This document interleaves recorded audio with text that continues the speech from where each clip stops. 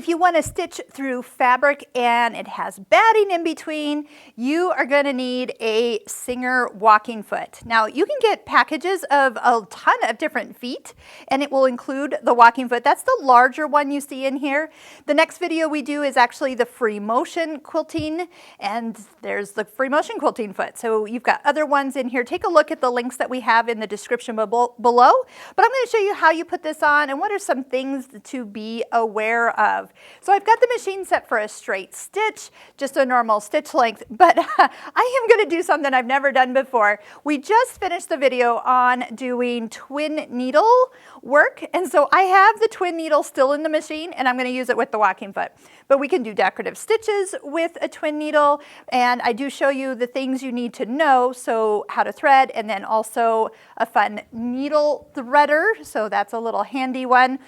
Since you can't just use your regular needle threader on the Singer sewing machine, you will need to thread them separately. So if you want to check out that video, we'll put a link at the end. But again, all the videos that we've done on this Singer Elite ME457, you can find the link also in the description where you can start from the beginning and learn everything you need. And if your machine has some dials like this, all Singers work pretty much the same way. So definitely give that a go. So I'm going to just take this walking foot, and the one thing you need to know is that there is an arm. See that little arm? That has to be positioned above the needle screw. So when I go to put it on, I'll show you what I mean.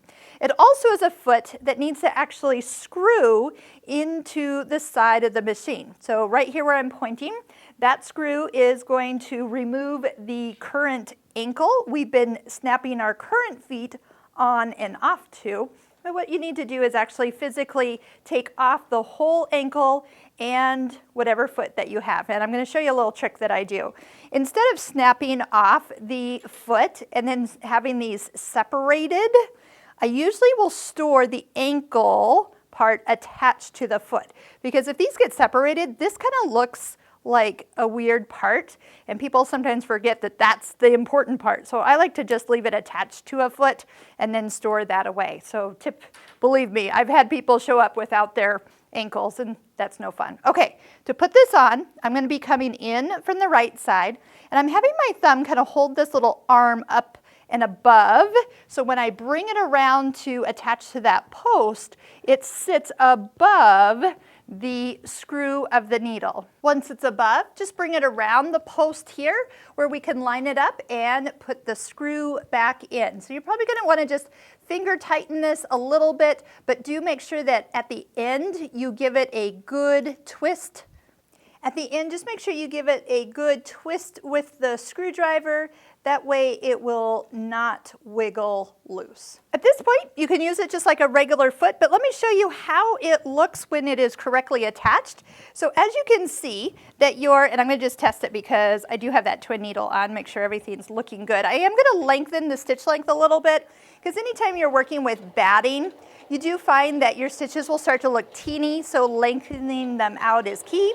But now we can really just stitch, and as that arm goes up and down with the needle screw, that's what's making those feet kind of pull the fabric through. You kind of see that there's feed dogs on top, and that is how we can so easily quilt our quilts without them getting wrinkly. So whichever direction you want to go, and yes, why not? We've got variegated thread and pink thread in the needles, so we can just go ahead. I'm going to just kind of twist it around, but you can start to see some of the different colors coming out with the variegated thread.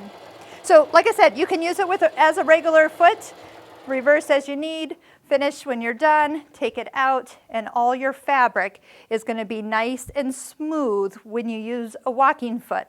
You'll also use a walking foot on some other fabrics such as stretchy fabrics or flannels. Sometimes it's not a bad idea to use a walking foot. Fleeces, you might also want to use a walking foot, otherwise things tend to turn out a little wavy, and that's not fun.